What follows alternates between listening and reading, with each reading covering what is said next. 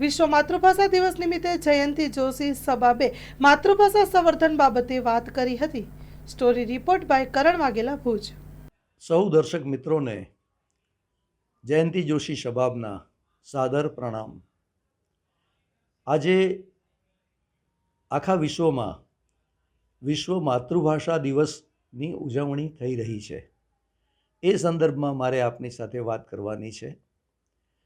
સાચી વાત જ એ છે કે જ્યારે જ્યારે જીવ જન્મે છે ત્યારે એની આકાંક્ષા, એની ઈચ્છા, એની તીવ્ર ઝંખના વ્યક્ત થવામાં રહેલી હોય છે। કઈ રીતે વ્યક્ત થાય? અને વ્યક્ત થાય તો એની એક પૂર્વ શરત હોય છે, અને તે શરત એ છે કે જ્યારે હું વ્યક્ત થાઉં ત્યારે કોઈક મને સાંભળે, કોઈ મને જુએ, સમજ્યા, કોઈ તરફ મારા તરફ કોઈ પોતાનું ધ્યાન આપે। તો આ ધ્યાન ખેંચવા માટે અથવા પૂરી રીતે અભિવ્યક્ત થવા માટે જે 64 કળાઓનો આવિષ્કાર માણસે કર્યો છે, ભાષા એમાંની એક કળા છે। તો આ કળા દ્વારા જ્યારે અભિવ્યક્ત થવાનું હોય ત્યારે સ્વાભાવિક રીતે માતાના ખોળામાંથી મળેલી, આમ તો માતાના ખોળામાંથી મળેલી એમ કહું છું એ પણ અધૂરું છે, કારણ કે આપણા સનાતન ધર્મના શાસ્ત્રો તો એમ કહે છે કે ભાષા જે કંઈ છે એ અક્ષરોની મોહતાજ નથી હોતી। એ તો ઈશારાથી પણ હોય છે, એ તો સંવેદના અને ભાવનાઓથી હોય છે। કદાચ તેથી જ અભિમન્યુ 7 કોઠાનું યુદ્ધ માતાના પેટમાંથી શીખ્યો હતો। એ વખતે ભાષા નહીં હતી, પરંતુ જે માતા સાથેનો સંવાદ હતો એને પહોંચ્યો હતો, અને તેથી એ આગળ વધ્યો હતો। આપણા સીમંતોન્નયન સંસ્કારમાં પણ એ જ વાત છે। અને એ પ્રમાણે જ્યારે આપણે અભિવ્યક્તિ માટે કોઈ કળાનું પસંદગી કરતા હોઈએ ત્યારે સૌથી પહેલી જરૂરિયાત તો સામે શ્રોતા કોણ છે એની હોય છે। તો આપણે આપણી માતૃભાષાને શ્રેષ્ઠ માનીએ એ બરાબર છે, એમાં કોઈ પણ અજુગતું નથી, પરંતુ એ પ્રમાણેનું વાતાવરણ સામે સુધી પહોંચે। તુજ સંગે કોઈ વૈષ્ણવ થાય તો તું વૈષ્ણવ સાચો, તારા સંગનો રંગ ન લાગે ત્યાં સુધી તું કાચો। મતલબ કે તમારે જો સામેવાળો માણસ પણ જો એ ભાષા જાણતો હોય તો તમારે એ ભાષામાં વાત કરવી જોઈએ। આજે આપણી દશા એવી છે કે ઘણા બધી ભાષાઓમાં આપ જોતા હશો કે એ લોકો પોતાના ઘરમાં પોતાની ભાષા બોલવાનું ટાળે છે। દાખલા તરીકે કચ્છી હોય કે સિંધી હોય કે એ લોકો બને ત્યાં સુધી ગુજરાતીમાં વ્યવહાર કરે કે પછી અંગ્રેજીમાં કરે કે હિન્દીમાં કરે, પરંતુ એ તો માતા પ્રત્યેથી મોઢું ફેરવી લેવાની વાત છે।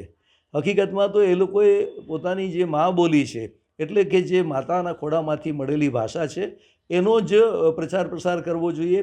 એક નાનકડું ઉદાહરણ આપું છું કે એક વખત અકબર બાદશાહના દરબારમાં એક બહુરૂપી આવે છે અને જાત જાતની ભાષાઓ બોલે છે। ત્યારે અકબર બાદશાહને એવું થાય છે કે આની માતૃભાષા કઈ છે? તો બિરબલને પૂછે છે। તો બિરબલ કહે, સાહેબ કાલે જવાબ આપીશ। એટલે બીજા દિવસે એણે જવાબ આપી દીધો અને એ જવાબ સાચો હતો। તો પછી બાદશાહે એને પૂછ્યું કે તને કેમ ખબર પડી? એટલે એણે એમ કહ્યું કે બીજા દિવસે માગવાનું એક કારણ હતું કે મારે જોવું હતું કે એ ક્યાં રહે છે। એટલે એ જ્યાં રહેતો હતો ત્યાં ગયા। એટલું જ નહીં, એ સૂતો હતો તો એના પગ ઉપર ગરમ પાણી એણે રેડ્યું, જેથી કરીને એણે ઉઠીને જે કંઈ સરસ્વતી સંભળાવી। એ તો સ્વાભાવિક છે કે માણસ જ્યારે દુઃખની પળમાં હોય કે બહુ સુખની પળમાં હોય ત્યારે એની માતૃભાષામાં જ એના ઉદ્ગાર સરી પડતા હોય છે।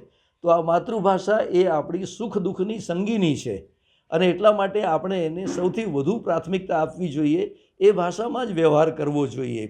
અને આપણું બંધારણ પણ કહે છે કે દરેક બાળકને એની માતૃભાષામાં શિક્ષણનો અધિકાર મળવો જોઈએ।